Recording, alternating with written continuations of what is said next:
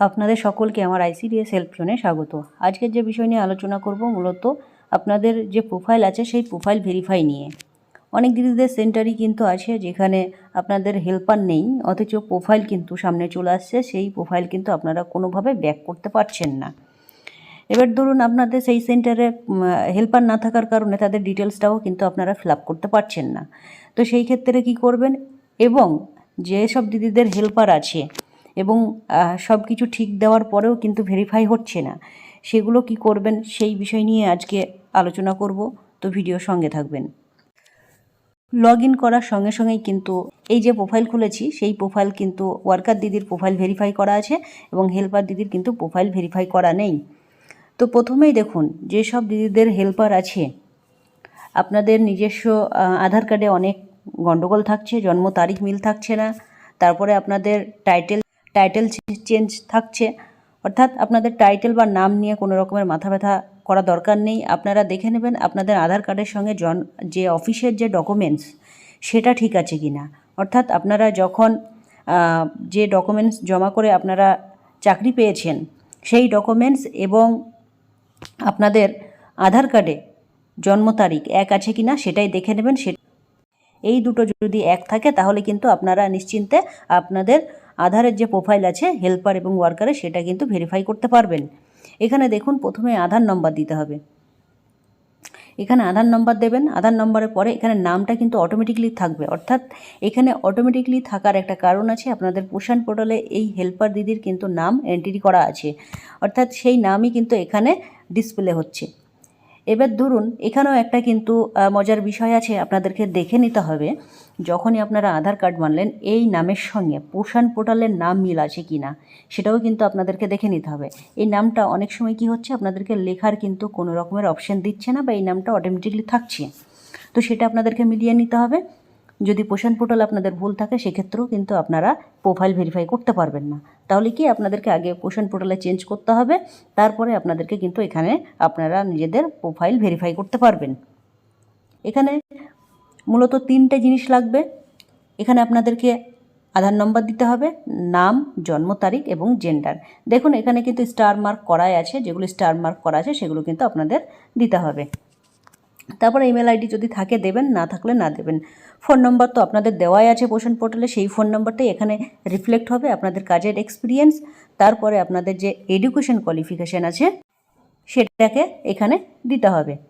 এখানে ড্রপডাউন বক্সে আপনারা দেখে নেবেন আপনাদের যে এডুকেশন কোয়ালিফিকেশান আছে সেটার উপর টিক করে আপনারা সেইভাবে সাবমিট, এখানে সবশেষে সাবমিট করে দেবেন।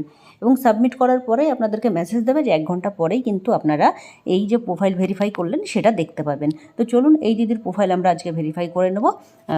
তো আমরা দেখে নেব কীভাবে ভেরিফাই করতে হবে। তার আগে আমরা দেখে নেব যে পোষণ পোর্টালে এই দিদির নাম ঠিক আছে কি না। এখান থেকে আমরা নিজেদের যে জিপিতে আছে বা যে সেক্টরে আছে সেই আমরা সেন্টারে ঢুকবো, ঢুকে দেখে নেব যে হেল্পার দিদির নামের স্পেলিং বা নামের বানান ঠিক আছে কিনা সেটাও কিন্তু একবার আমরা চেক করে নেব।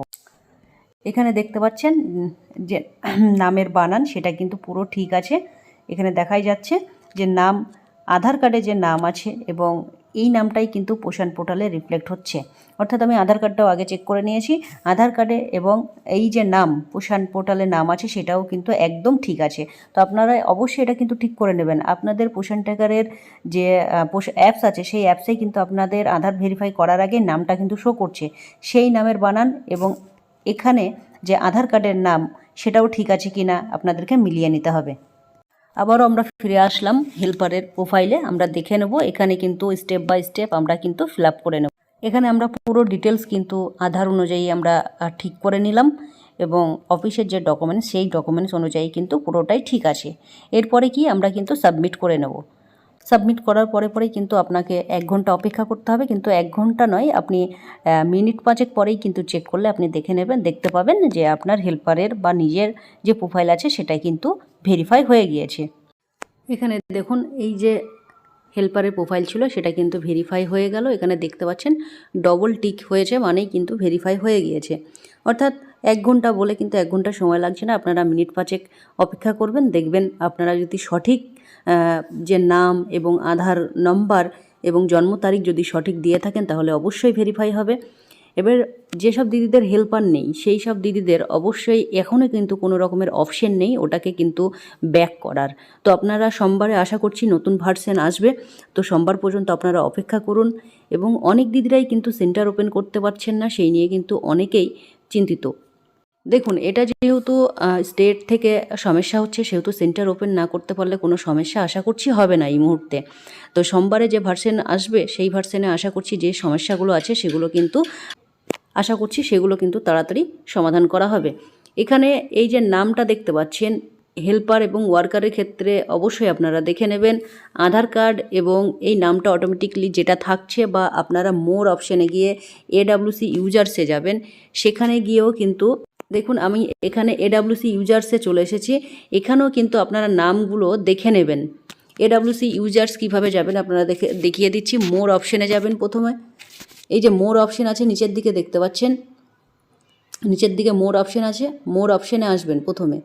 মোর অপশানে হাত দেবেন, হাত দেওয়ার পরে এখানে দেখুন এই যে AWC ইউজার্স আছে, এখানে যাবেন। এখানে যাওয়ার পরে এখানে কিন্তু আপনাদের যে হেল্পার এবং ওয়ার্কারের নাম কিন্তু দেখাবে। অনেকের কিন্তু NM দিদির নামও থাকে, তো সেটা এখন অনেকের এই যে লাল বাটন আছে মানেই জানবেন ইনঅ্যাক্টিভ।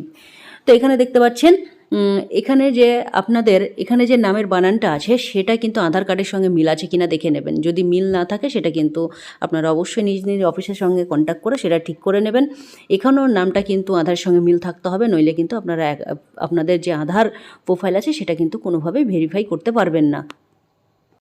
তো অনেক দিদিরাই কিন্তু নিজেদের প্রোফাইল বা হেল্পারের প্রোফাইলগুলো ভেরিফাই করতে পারছেন না, এবং আপনাদের আধার কার্ডের ভুল থাকার কারণে বা অফিসের ডকুমেন্টসের সঙ্গে ভুল মিলছে না, ওই কারণে কিন্তু আপনারা অনেকেই নিজেদের প্রোফাইল বা আপনাদের হেল্পারের প্রোফাইলগুলো এখনও আনভেরিফাই করে রেখেছেন। তো অবশ্যই আপনারা জন্ম তারিখগুলো ঠিক করার চেষ্টা করবেন, আধার কার্ড ঠিক করতে হবে, নইলে কিন্তু আপনারা কোনোভাবে নিজেদের প্রোফাইল ভেরিফাই করতে পারবেন না।